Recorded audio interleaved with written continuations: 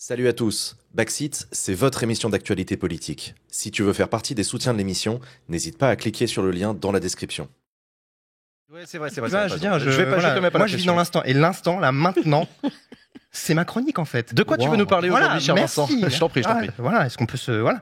Alors, c'est vrai que comme j'étais absent longtemps, je me suis dit, avec le producteur, François, on en parlait, il me dit, il y a plein de sujets que je peux aborder. Je pourrais parler du manga d'Inoxtag, je pourrais parler de la déconnexion de Lena Situation, du marketing de Squid Games avec les influenceurs, etc. Je pourrais parler aussi de l'arrivée de Gaspard G sur France Inter. Mais après un long débat avec le producteur, et parce que le nom de François Bayrou repop un peu, là, je sais pas pourquoi, on s'est dit que le meilleur sujet à aborder cette semaine, c'était ça. Voilà, moi, j'adore être dans l'actu, j'adore, voilà, je fais partie de l'émission, tout simplement. Ah oui, voilà, je suis partie intégrante. Et en fait, si j'en parle, c'est parce que le jeu, il est sorti il y a quelques semaines à peine, et il a déjà battu des vrais records de vente, 2 millions de jeux vendus en 7 jours, un pic à 135 000 joueurs connectés simultanément sur Steam, donc c'est assez énorme. En tout cas pour cette licence, au point où même Canard PC a fait sa une dessus il y a quelques jours. C'est un succès mondial, mais c'est un jeu aussi, et je l'ai découvert parce que je suis assez peu familier de base avec Farming Simulator, qui provoque pas mal de débats. Et ce soir, j'avais envie de comprendre pourquoi, et donc de poser cette question. Ah oui, attendez, non, ça prend un peu de temps. C'est un tracteur. Hein. C'est un tracteur qui avance, d'accord, c'est incroyable. Ouais. Wow. Le niveau de prod. Attendez, j'arrive. Non, mais c'est un tracteur, attendez, voilà. Qu'est-ce que vous voulez qu'on y fasse? Je suis désolé. Ah, Ok. voilà. Ça y est. Voilà, donc ce soir, ma question, c'est, à part de très beaux épandeurs de lisier virtuels, qu'est-ce que Farming Simulator veut vraiment nous vendre? Vous voyez, Très bonne donc, question. l'actualité, toujours. La première réponse évidente, c'est que c'est... FS, comme disent les pros, c'est un jeu vidéo et plus précisément un jeu de simulation. Alors les simulateurs, c'est un genre très populaire et ce depuis longtemps, hein, mais encore plus grâce aux streamers. Jean, je pense que tu pourrais parler des heures de Flight Simulator, mais il y a aussi Euro Truck Simulator pour les camions. Il y a le très populaire Power Wash Simulator que j'ai pas testé, mais que j'ai très envie de tester juste pour me calmer des fois. Et où vous jouez, vous jouez un personnage d'une entreprise de lavage à haute pression. Je trouve ça incroyable. C'est génial. Et il existe même, j'ai vu des simulateurs de cambrioleurs. Bon, voilà, moins ma vibe, mais bon, ça existe. Moi, je joue à Bus Simulator. C'est un autre délire. Et ben, moi, j'aime beaucoup jouer à Chroniqueur de Backseat Simulator. C'est assez réaliste, même si c'est parfois difficile de rester concentré quand il y a Usul qui est en plateau et qui essaye d'intervenir pendant ma chronique pour me déconcentrer. T'as remarqué qu'on l'a pas mis ce soir pour Ah le ouais, retour. Non. là c'est niveau facile ce soir, c'est niveau facile. Parce que j'ai des chroniqueurs, des camarades qui sont ultra respectueux, pas comme Usul, tout simplement, faut le dire. Donc voilà, il y a vraiment cette vibe-là qui marche énormément. Mais c'est normal donc que Farming Simulator, parce que en plus ça joue sur le décalage grands espaces versus un peu le monde du jeu vidéo un peu plus ténébreux, isolé, on va dire. Ça plaît et que les joueurs ils apprécient cette culture un peu relaxante, tranquille, propice à l'évasion et où ils peuvent en gros conduire des gros tracteurs Fendt, quoi, de la marque Fendt, parce que je vais en parler un petit peu, mais c'est vrai que le jeu, un des gros trucs du jeu aussi, c'est proposer des machines, mais de tout type. Je vous parlais d'étaleurs de lisier, enfin de distributeurs, je sais plus exactement le terme, etc. Mais vraiment, il y en a plein là-dedans. Il y a plus de 400 grosses machines issues de deals avec 150 marques bien réelles. Hein. Au hasard, John Deere, je pense qu'on connaît à peu près. Il y a aussi Kubota, Massey Ferguson, New Holland, Valtra, voilà, j'en passe. Il y a vraiment, c'est très varié. Et donc, en fait, comme dans les jeux type Fortnite, il y a cette envie chez le joueur de collectionner un maximum de ces machines-là, de dépenser de l'argent, voire de s'endetter un petit peu, on y reviendra, et d'acquérir le tracteur le plus cher ou le plus performant. Et on ne dira jamais assez, Farming Simulator, c'est pas vraiment une simulation de ferme, c'est plus un simulateur de conduite d'engins de ferme en réalité. Mais ce qui marche avec ce jeu, c'est la communauté, c'est le fait que les développeurs ils ont réussi à créer avec des compétitions les possibilités de modder le jeu, donc de le modifier, de jouer en multi, mais aussi ce festival, le Farmcom, où les fans se retrouvent pour jouer, échanger avec les développeurs et ou même manier de vrais tracteurs. Donc je trouve ça marrant. Je pense pas que toi, s'il y avait une convention Flight Simulator, on te laisserait manier des vrais avions. Non. Voilà. Non. Donc quand même. C'est voilà. mieux. C'est mieux pour tout le monde. Et vous savez où a lieu ce festival ? Non, c'est où? Juste, est-ce que vous pouvez deviner En Europe? À Rungis? Ouais, non, ouais, en Europe, mais... C'est pas à Rungis? Oh, ça doit être un truc allemand, non? Voilà, et alors j'étais sûr, parce qu'en fait je voulais juste tester, et j'étais sûr que quelqu'un allait suggérer l'Allemagne, parce qu'effectivement ça se passe en Allemagne. Ok. Et je sais pas, j'arrive pas à m'expliquer pourquoi on associe forcément. L'Allemagne, grand pays d'ingénierie automobile et de d'agriculture simulateur. depuis très longtemps. Oh, d'accord, très bien, j'ai aucune culture en fait. No offense, hein. Et, Sérieux bon, bon. ici, hein, De toute façon, je vais faire le quiz après, ça va être encore une démonstration de mon intelligence. Et vous savez, dans le public, dans les joueurs de Farming Simulator, on retrouve aussi beaucoup d'agriculteurs. Ouais. Et moi, c'est vrai qu'au début, j'ai trouvé ça un peu curieux parce que je me suis dit, mais c'est un peu comme si moi, le soir, je rentrais et je jouais à Journaliste Précaire Simulator.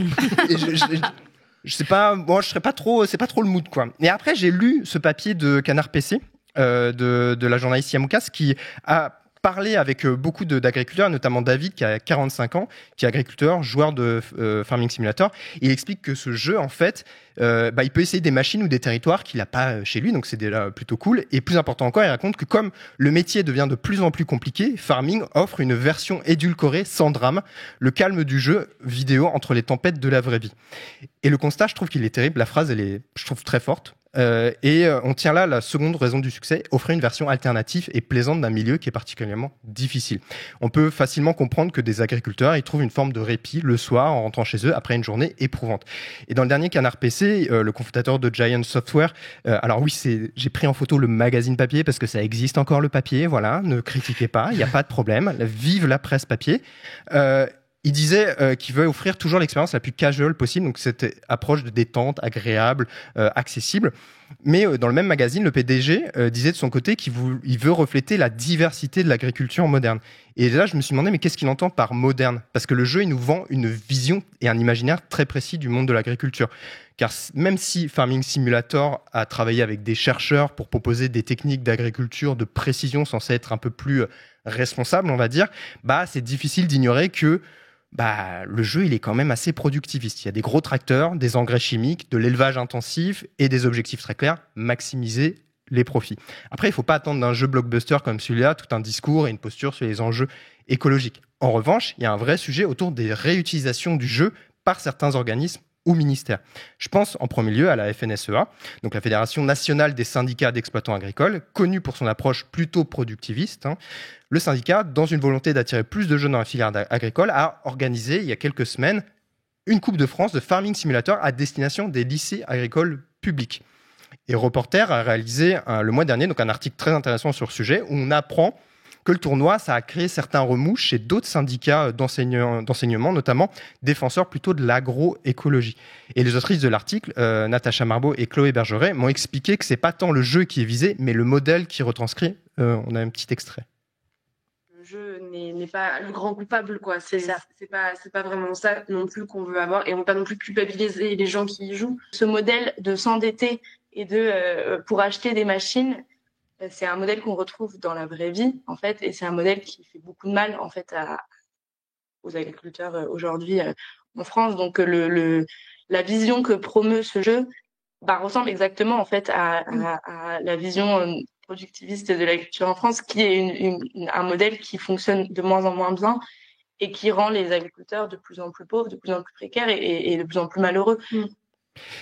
C'est aussi ce jeu qui a été choisi par le ministère de l'Agriculture il y a quelques années pour organiser un grand tournant autour de la campagne Entrepreneurs du vivant, avec pour objectif de donner envie à des jeunes de s'intéresser au métier de l'agriculture. Ça, c'est le ministère, ça. Oui, c'était le ministère de l'Agriculture, effectivement.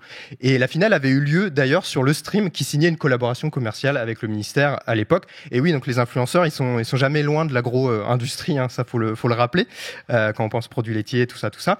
Pour autant, est-ce que ces initiatives ont un effet, en fait? Est-ce qu'on sait s'il y a un impact de ces réutilisations sur les agriculteurs, les jeunes qu'ils seront bientôt, et plus largement sur le grand public? Alors, pour le coup, j'en ai parlé avec Sylvain Dernat. Il est chercheur à l'INRAE et il est spécialisé dans l'accompagnement des changements des pratiques agricoles, et il a notamment coécrit en 2022 un article sur le numérique et les jeux sérieux en agriculture, et il m'a dit notamment ceci. C'est un jeu qui est parfois utilisé en enseignement agricole, etc. Et par contre, les étudiants agricoles, même en bac pro, etc., sont pas dupes. Et c'est pas par le jeu qu'en fait ils vont plus basculer vers un modèle ou un autre de système agricole. Hein. C'est pas ça qui les fait basculer là-dessus. C'est plus questionnant à des échelles plus larges quand c'est joué par des non-agriculteurs sur qu'est-ce qu'ils en retiennent et qu'est-ce qui leur reste au final. Ça, c'est une bonne entrée de recherche, nous, qui nous intéresse pour l'avenir. Mais Farming Simulator, c'est, si vous faites l'analogie avec le cinéma, c'est un blockbuster. Quand vous allez voir un gros film d'action fait dans des studios hollywoodiens, c'est pas pour vous poser des questions, en fait. C'est pour vous amuser, vous divertir, etc. Et ça, c'est plutôt Farming Simulator est plutôt dans cette optique-là, en fait. C'est un énorme blockbuster dans le monde du jeu vidéo. Alors, donc, je suis désolé de te l'apprendre, Jean. Il n'y aura pas de Néo-Ruraux Simulator qui te permettra de planter, de bêcher toi-même tes petites tomates virtuelles pour aller faire de la biodynamie simulator. Ouais, voilà. Et tout. C'est pas pour tout de suite. Néanmoins, si ça vous intéresse, et je vous encourage en tout cas à aller voir, il existe d'autres jeux qui méritent votre attention comme Roots of Tomorrow ou Segae. Pour ça, je vous conseille d'aller sur la plateforme de Gamae qui est gérée par l'INRAE et notamment par des chercheurs comme Sylvain Dernat. Vous avez plein de ressources, de conseils de jeux que vous pouvez explorer pour en apprendre plus sur le monde agricole. Voilà, si ça vous intéresse, moi je pense que je vais essayer ça et je vous souhaite tout simplement une bonne soirée. Merci de m'avoir écouté. Merci beaucoup Vincent pour ce PowerPoint sur ce jeu. Et on embrasse les joueurs de Farming Simulator et la communauté de Farming Simulator qui effectivement est très importante. J'avais eu le plaisir d'y jouer à la Zilan à niveau compétitif.